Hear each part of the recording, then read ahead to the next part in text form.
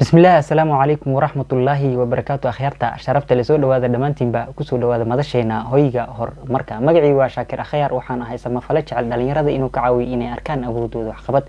si ay u noqdaan dad waxtar leh biidin illah waxaa mahad iskale mawlihii meeshaan ugu kulmiyey marka labaad waxaan rabaa adiga inaan kaaga mahad celiyo inaad mar kale madasheena aad soo booqatay oo aad muuqaalkan ku dhufatay mahadsanid walaal haddii aad meesha ku cusub tahayna soo dhawow kuna darsa kanaalka insha allah kama shalaayi doontide موضوع maanta idin wada wuxuu ka haray mawduuci horeeto waa qaybtii labaad oo maalka muxuu ku kordhaa oo ahayd waxa uu maalku kordhan waa idin sheegay sadaqada faa'iidooyinkeeda iyo muhiimadda ay leedahay muuqaalkii koobaad idin kula soo wadaagay laakiinse maadaama sidii aad nooga barateen ay idin wadaagi jirnay qalab oo mawduuca amaalintaas ka hadlayna aan ku furfurano oo dadka ay ku howlgalaan qaybtan ay idin kula wadaagi doona hadduu ilaahay idin qalabkii oo keli ah oo muuqaal yar noqon doono aad u yar kuwii hore aad uga yar hadduu ilaahay idmo oo ku howlgashin qalabkaasna waxaa waaye dhalinyarada sidii ay wax ku sadaqaysan lahayd ayaka oonan lacag haysanin maadaama ay dadka meesha ku jiro oo aan la hadlaayo dhalinyaro u badan yihiin marka qodobadii idin wadaaga hadduu ilaahay idmo ka faa'iidaysi wacan qodobka koowaad marka waxaa leenahay waa laba qodob oo isdul saaray oo ah hadalka fiican iyo cafiska muhiimadiisa waa kasoo hadalnay midda hadalka fiican marka quraanku ilaahay wuxuu nagu leeyahay qawlun macruufun wa maghfiratun khayrun min sadaqah yatba'uha adha wallahu ghaniyun halim marka sadaqada waxaa jirta mar ay ka qiimo badan tahay hadalka wanaagsan iyo cafiska marmar ay ka qiimo badan yihiin sadaqadii lacagta ahayd oo qofka siisay ama maalka ahay marka ay ka qiimo badan yihiin waa markii waa wajiga xun waji xumaanta iyo la raaciyo iyo sitaanka aan raacisid marka ilaahay wuxuu leeyahay hadalka wanaagsan hadalka fiican qowlka macruufka hadalka fiican oo san oo fiican oo dadka aan xumeyneynin iyo cafiska waxay ka qiimo badan yihiin sadaqa baxsatay oo lacag ah laakiinse aad daba raacisay waji xumaan iyo sitaan iyo xumaan oo qofkii karaamada ka dilayso wax ku sadaqaysanaysay ama inaad dhibsanayso uu ka dareemayo marka ilaahay qani waaye oo qofkaas wallahu ghaniyun qofkaas ma u jeedaa hodan waayo qofkaas asaga wax uu siin kar laakiinse adiga lagu soo dhiibay adigan inaad ku jeestid xaq uma lihid wallahu ghaniyun halimna waa ilaahay uu damqana qofkaas miskiinka ah wax lagu soo dhiibay ku jeesisid ama ayeysisid ama sida xun ula dhaqmis marka insha Allah isku dayno hadaa lacala xataa waxa dhiibanayno waji furan iyo waji fiicnaan inaan ku dhiibano marka wajigaaga fiican walaal ama walaashay sadaqayso sadaqa waa wajiga fuucan macnaha adiga qof ajnabi ka ah maanta dhan laga moodo kusoo jiido laakiinse waxaa laga wadaa wixii furnaantii wajiga inta sunnada ahayd oo la ogolaay inaad kusoo jiidatid ama macnaha inaad kula hadashid hadalkii wanaagsan dadkii isla dhaqmaysiin sidoo kale cafiskana muhiimadiisa muuqaalkii hore uga soo hadalnay kaasa ka bogan kartiin hadduu ilaahay mid ku xigto waxaa waaye dhoola cadeynta ayadana waji furnaantay ka mid tahay Soomaalidu maxay tiraahdaa albaab furan lama gale maxaa la galaa waji furan la galaa wajigaaga hadduu furnayn oo waji xun aad tahay ama waji ka kan aad tahay martiqaadkaaga iyo macmacaanka dadka u soo dhigayso waxba kuma tarayaan maxaa yeelay kuma soo galayaan qofkii ileen gurigaaga dhan canjoobo ku jooga oo dareema inaad dhibsanaysid oo waxaan isku dhibaysid marka waji furnaanta marka nabigan wuxuu leeyahay tabassumaka fi wajhi akhiika sadaqa dhoola cadeynta waxay kamid tahay ama waxa waaye sadaqo walaalka inaad wajiga u dhoola cadeysid adoo dhoola cadeynaa wajiga aad tustid waxa waaye sadaqo marka sadaqadana ayadan taasna lacag uma baahno mid kale waxa waaye caawimaada familka qaasatan dadkiina ee familka leh ma sha Allah xaaskiisa haduu saacido caruurtiisa uu ka farxiyo sadaqo waaye kuwa kale tan walaalahood iyo waalidiintooda haday ka farxiyaan ee caawiyaan waa sadaqo qodobka ku xig waxa waaye nadaafada ama masjidka ha ahaato ama guriga ha ahaato ama wadadii ha ahaato ama dariskaaga wixii meelaha ha ahaadaan hadaa meel kasta oo macnaha inta wax yar nadiifin kartid dhala ka qaadi kartid masaajidkii oo kale wax yar ka nadiifin kartid dariskaaga qashinka ka wareejin jirtid marka xoogaa u xaqaysid alla xaqi kartid waxaas oo dhan sadaqay ku yihiin ka faa'iideyso ayadana insha Allah midda ku xigto waxa waaye qof jiran inaad booqatid dadka jiran ma iloobaan abaalka dadka soo booqday maalinta ay xanuunsan yihiin hadduu ilaahay idin ka faa'iideyso ayadana waliba dhalinyarada waqti ay haystaan oo soo waxeysana laakiin muhiimadda inaysan u jeedin aysan ku baraarugsanin laga yaabaa laakiin waa fursad fiican oo walaalahaagii ama dadka waalidiintaha ama ehelka iyo qaraabadii ama asxaabta qalbigooda ku furan kartid, sadaqana ku heli kartid, adigana niyad iyo wax fiican iyo farxad ka heli kartid. qodobka ku xiga waxa waaye in aad martiqaadka qof inaad martiqaado. Soomaalida maasha Allah arintaas aad ugu fiican tahay. Martiqaadka waa ku fiicannahay, wuxuu furnaanta hadaa ku sii darno martiqaadki iyo martiqaadkana sidaa sheegna dabcan inta wanaagsan leh waaye. gabar hadaa tahay ama wiil hadaa tahay qof kale inaad martiqaado oo garabka isku qabatiin, macnaha martiqaadka kaas lagama wado ee waxa laga wadaa martiqaadki wanaagsana oo la ogolaa oo xalaash ah inaad martiqaadid, dadkina maasha Allah wuxuu furnaan iyo adduunyo kale aad ku soo dhaweysid. hadduu Ilaahay idmo sadaqaan ka helaysa asagana. midka ku xig waxa waaye murugada inaad la qaybsatid qof walaalka ah oo niyad jabsan. Jarmalka waxay yiraahdaan geteilte slide is halbe slide, macnaha murugadii oo la kala qaybsaday waa murugadii barkeed. murugadii barkeed waa murugadii macnaha hadaa kala qaybsid oo qayb adiga macnaha waxa waa walaalka u murugeysna culays saaran qofkaas, culayskiya ka qafiifinaysa qofka walaalka ah murugeysna adiga dusha saaratay, adigana waxaan waxba kaama dhimaan maadaama murugadan ay murugadaada ahayn dhibaato weyn kula ma aha. kii aad ka soo qaadan waxay ka qafiifisaa adiga murugadaada ma soo maaha, waa iska tuuraysaa bari ka maalin ama marka asay ka tagtid oo niyad u dhistid murugadii adiga walwal kuma sii heynayso oo waxa waaye meel kale ta iska dhigaysaa asaga, laakiinse waa ka yaraysay oo waa la qaybsatay murugadii. marka waa sadaqa ayadana qofkii oo walaalka ahaa murugada la qaybsado. meelaha kale oo ku waxaysan kartiin maxaa marka xoogiina aqligiina iyo waqtigiinaba tusaalayaal adinka ka baxsan kartiin inaad sadaqaysatiin. cilmigiina sidoo kale dhalinyaro badan oo cilmi lahaa jirto. ahludiinka ayaga waa tusaale waa idinka siin karaa, laakiinse fas'alu ahla dhikri marka la dhahayo fas'alu ahla dhikri in kuntum la ta'lamun, weydiiya dadka cilmiga u saaxiibka ah haddiina adinka aqoon. cilmigana marka koobaad dabcan waxaa laga wadaa horta horeeto kii quraanka ah kadib kii diiniga ah ku xigo, laakiinse maadigan wuu soo galaa. qof kasta oo macnaha adinka idin kamid ah ama farsamayaqaan ha ahaado ama ha ahaado maxaa la dhihi jiray electronic kuwa ka soo bartay ama IT ha ahaado ama tumaan ha ahaado ama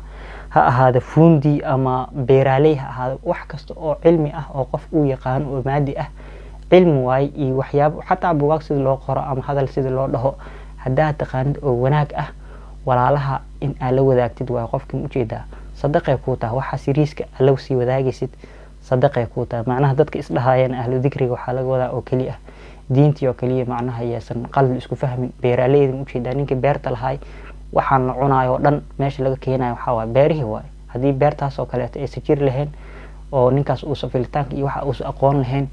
adigana mu jeedaa bariiskaaga ma haysateen culimada meelaha gaajo inay ugu dhaman lahayd laga yaabo. beeraleyda asagoo sidoo kale markuu beertiisa u soo go'do waxa laga rabaa culimada inuu weydiisto sakada inta ka waajibayso intaasa u soo go'day, marka meeqaas sakada ka waajibayso sanadkii markuu soo wareegay intaasa itaale. marka waa isku xiran yahay, waa isku baahan yahay. electronic sidoo kale iyo maxaa la dhihi jiray IT iyo waxyaabahan kale social media iyo kulli dadka qofka yaqaano sida wanaagsan qofka u baahan diintu way u baahan tahay, bulshadana way u baahan tahay. waxaa maqlayay Sheekh Cabdirashiid Sheekh Cali Suufi oo dhahay uu diidanaa markii hore in wax laga duubo, laakiinse markii dambe si qasab ah looga duubtay.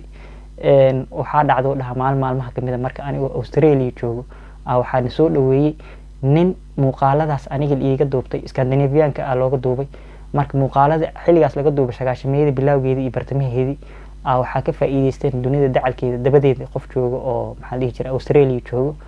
ku soo hanuunay muuqaaladaas asaga laga duubay. ilaahay mahadiis marka waa loo baahan yahay farsamayaqaan sidoo kale muuqaalada dadka ugu fiican oo hadeer qaxay markii laga soo waxeysmay iyo dadkii Soomaalida si fiican usoo waqtiga ula soo qaadan jiray oo u baraarujin jiray wuxuu ahaa Sheekh Mustafa muuqaaladiisa qaarkood hadda marka arko ilaa hadeer maasha Allah waxa waay 91 92 95 ku qoran.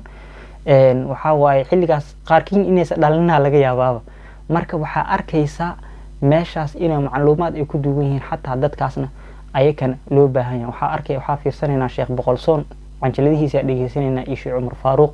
abshir bacadle oo qabyaalad iyo guurka ka hadlaya dhageysanayna. marka waxaas oo cilmi ah dadkii oo soo waxeenaya ay kala laftirkooda waa loo baahan yahay ahlu dhikriga kamid noqonayaan. marka kuwaas oo diinta wado iyo kuwa kale oo maadiga dhinac ka waday waa loo baahan yahay qof kasta sida uu faa'iideyn karo diinta iyo bulshada macnaha sida uu faa'iideyn karo hadduu ilaahay idmo ha ugu faa'iideeyo oo ha ka faa'iideysto midda ugu dambeyso oo idin wadaagayo walaalahay. taas cagsigeeda waxaa marka dhinaca xun oo kale ani kanaalkan hadaa furto oo make up iyo maxaa la dhihi jiray jaaska sida loo ciyaaro iyo sida isku qalqaluuciyo dadka baro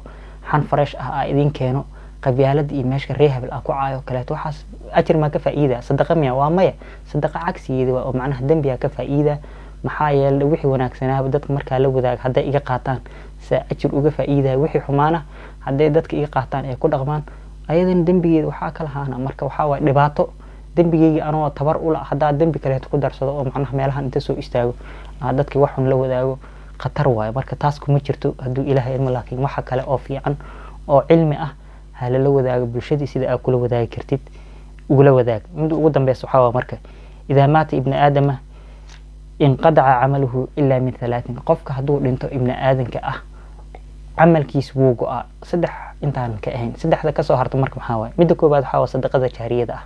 sadaqada qulqusho